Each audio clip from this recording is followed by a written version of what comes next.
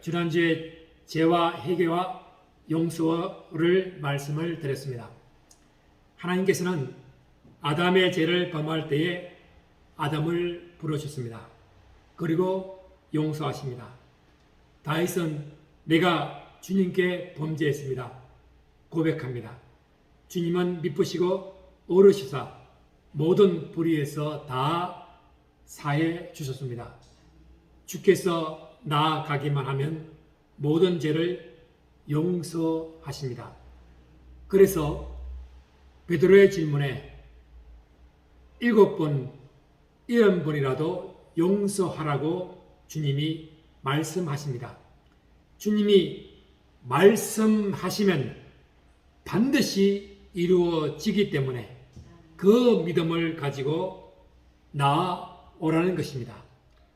에베소서 4장 32절에 서로 용서하기를 하나님이 그리스도 안에서 너희를 용서하신 같이 하라.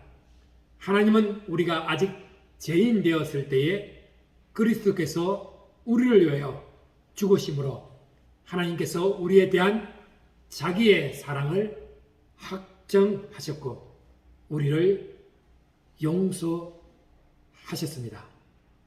언제까지 용서할 수 있을까요? 예수님뿐만 아니라 스데반도 십자가 돌에 맞아 죽을 때까지 아버지여 저들을 사하여 주옵소서라고 기도하셨습니다. 때로 상대가 분노하며 회개의 모습이 보이지 않다 할지라도 주님의 모습과 스데반의 예를 떠올리며 먼저 용서할 수 있겠습니까?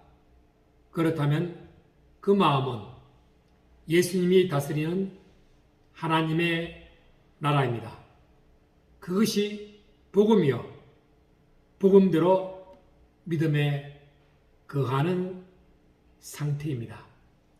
누가복음 17장 5절에는 우리에게 믿음을 더하여 주옵소서 사도들이 예수님께 요청합니다. 믿음을 더하소서라는 것은 믿음만이 제자로서의 살 길이라는 것을 압니다. 아브라함의 믿음도 알고 모세의 믿음도 알고 다윗의 믿음도 알고 선지자의 믿음도 알지만은 제자들은 믿음을 더하라고 요청했을까요? 제자들은 예수님이 믿음의 본질이며 생수의 근원이라는 것을 알고 있습니다. 히브리서 11장 6절에는 믿음이 없이는 하나님을 기뻐하시게 하지 못합니다. 하나님께 나아가는 자는 반드시 그가 계신 것과 또한 자기를 찾는 자들에게 상 주심을 믿어야 합니다. 그리고 히브리서 12장 2절은 믿음의 주요 또 온전하게 하시는 이인 예수만 바라보아야 합니다. 예수님은 그 앞에 있는 기쁨을 위하여 십자가를 참고 부끄러움을 개의치 아니하시고 하나님 보좌 우편에 앉으셨다는 것입니다. 그래서 에레미야서 33장 2절에 일을 행하시는 여호와 그것을 만들며 성취하시는 여호와 그의 이름을 여호와라 하는 이가 이같이 말씀합니다. 너는 내게 부르짖으라 내가 네게 응답하겠고 네가 알지 못하는 크고 엄밀한 일을 내게 보이리라. 너희에게 겨자씨 한 알 많은 믿음이 있었더라면 이 뽕나무들어 뿌리가 뽑혀 바다에 심기어라 하였을 것이요 그것이 너희에게 순종하였으리라. 이 일을 행하시는 분은 여호와 주님이십니다. 그것을 만들며 성취하시는 분은 여호와 주님 이름으로 오신 예수 그리스도입니다. 믿음으로 부르짖을 때에 응답하겠고 너희가 알지 못하는 크고 엄밀한 일을 너희에게 보인다고 했습니다. 요한복음 14장 12절에 내가 진실로 너희에게 이른다.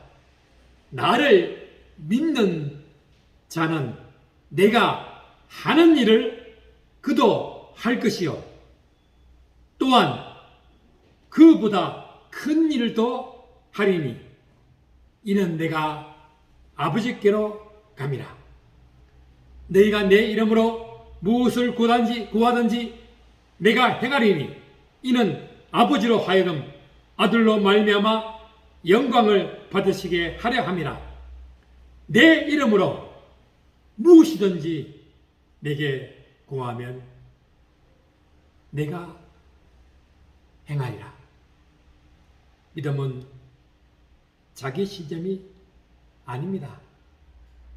의지도 아닙니다. 바로 믿음은 예수 그리스도입니다.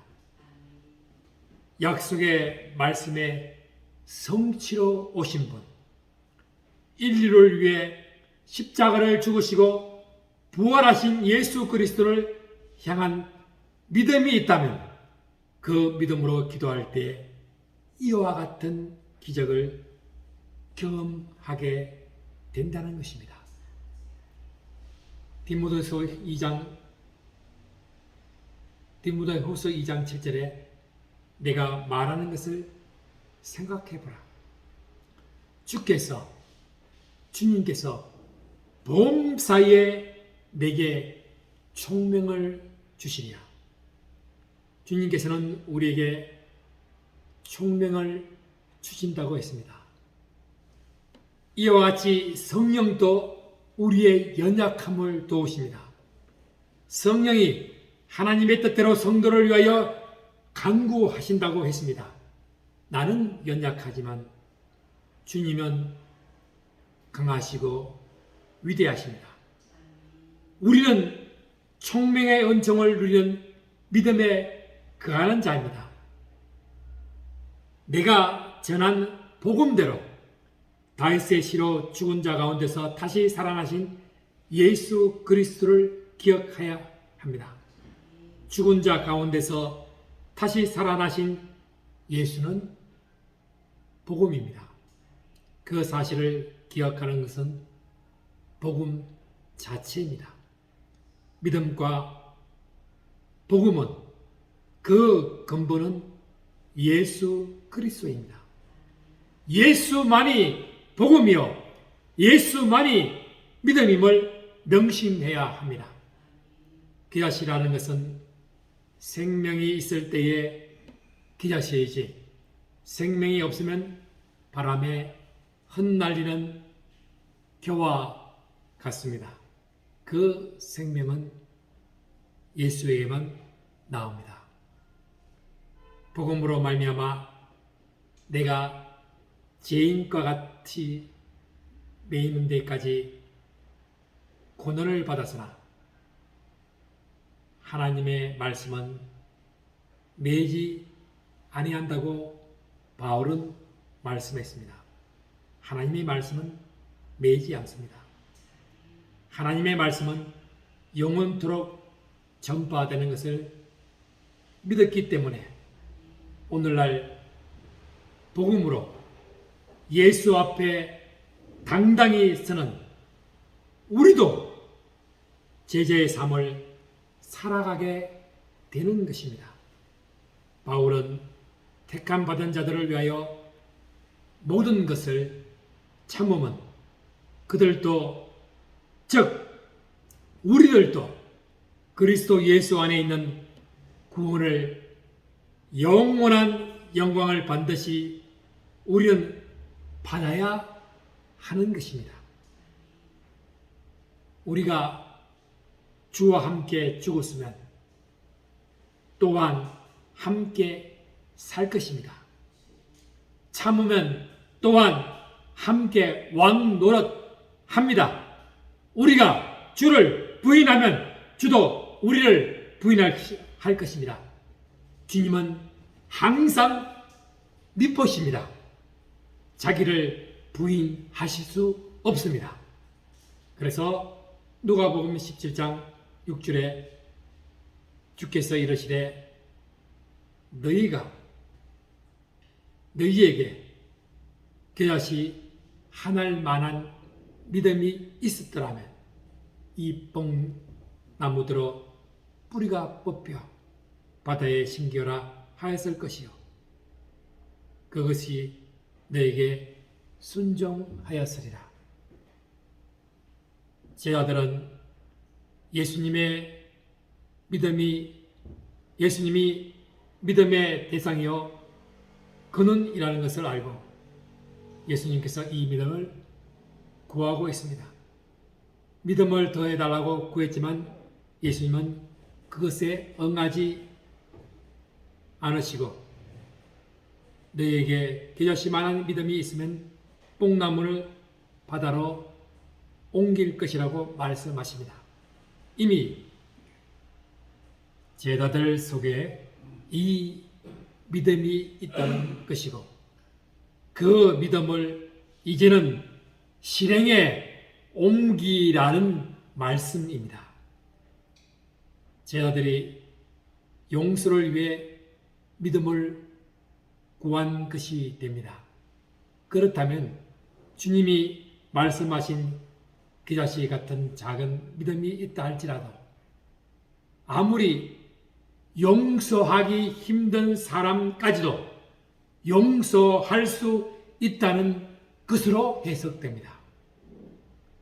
부활하신 예수님을 만난 제자들은 이 믿음을 가지고 수많은 사도행전의 기적을 경험하게 됩니다. 하나님 나라의 기적이고 열매입니다.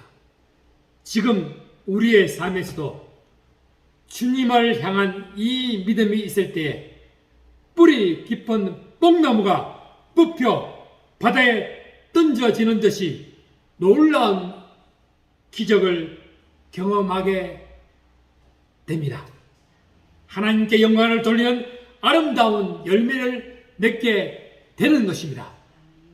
이어서 예수님께서는 무익한 종의 비유를 말씀하셨습니다.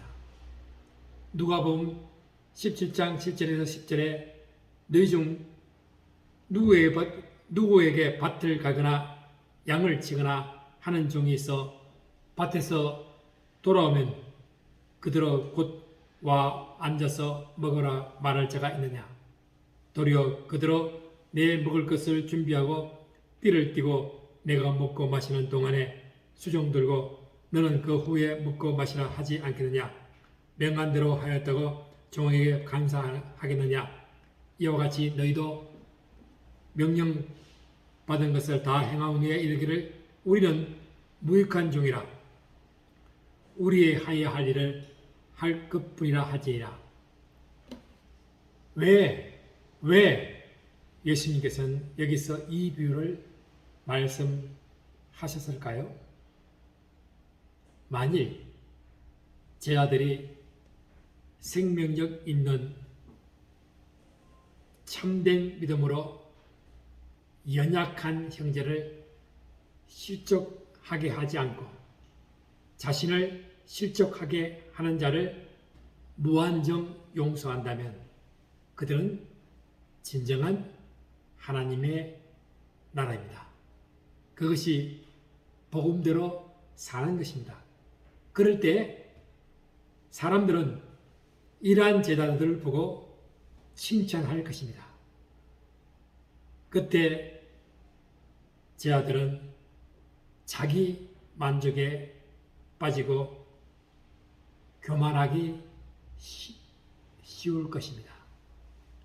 뿐만 아니라 온전한 순종에 대한 보상과 대가를 바라는 마음을 갖게 되기 쉬울 것입니다. 자기 의의를 드러내는 바리새인들을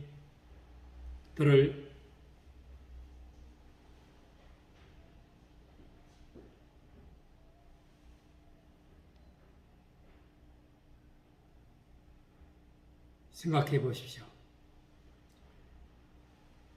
자기 의만 드러내는 바리새인들과 무엇이 다를 바가 없지 않습니까? 뿐만 아니라 온전한 순종에 대한 보상과 대가를 바라는 마음을 무익한 종이라고 비유로 예수님께서는 비유로 되게 되죠. 그래서 10절 말씀처럼 해야 할 일을 한 것뿐입니다.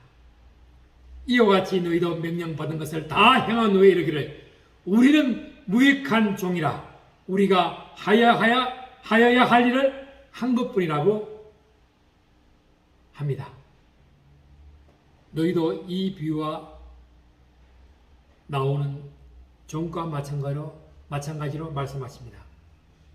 명령 받는 것을 다 행하고 마땅히 해야 할 일을 한 것입니다라고 이렇게 대답하라는 것입니다.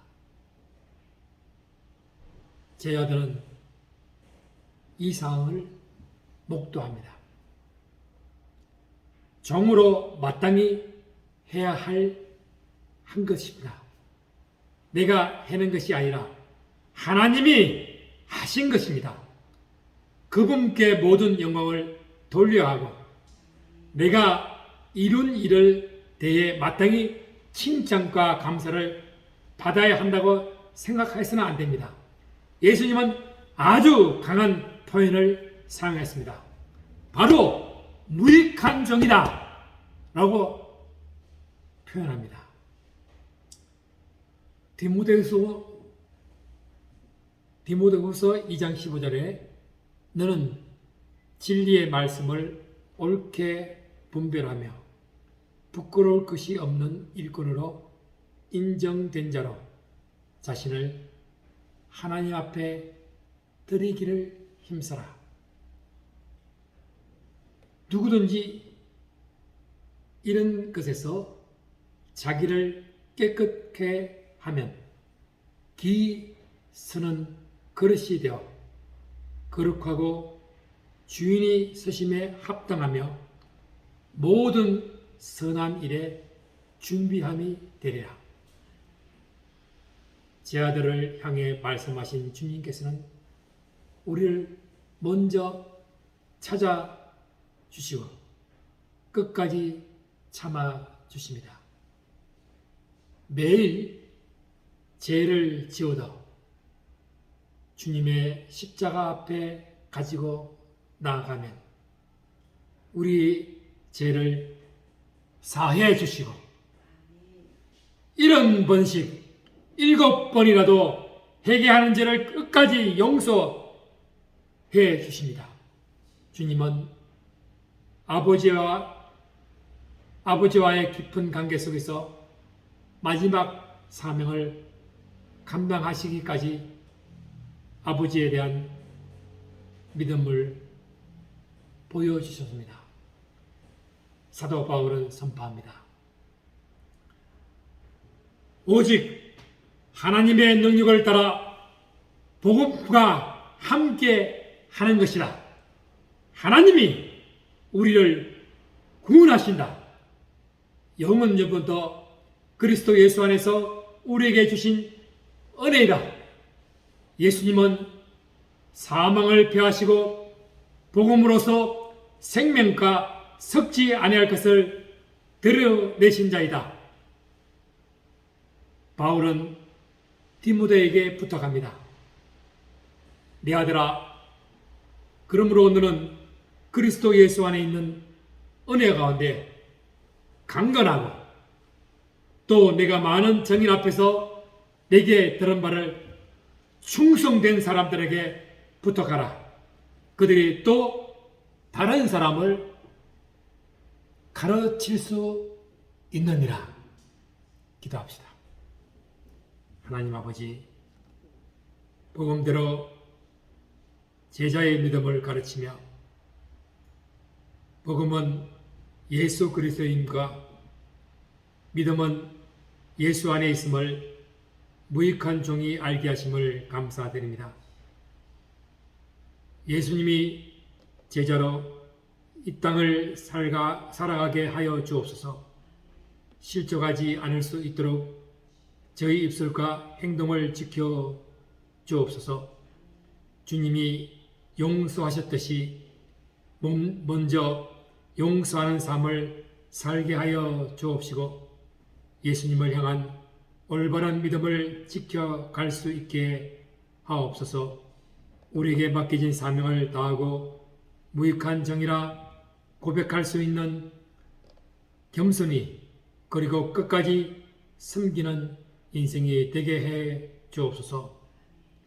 주의 종은 마땅히 다투지 아니하고 모든 사람에 대하여 온유하며 가르치기를 잘하며 참아야 한다는 사실을 바울을 통해 알게 하심을 감사드립니다. 주님이 걸어가신 그 길을 우리도 묵묵히 주님 손잡고 걸어가는 이 시대의 주님의 제자, 복음대로 살아가는 믿음의 제자가 되게 하여 주옵소서. 예수님의 이름으로 기도드립니다. 아멘.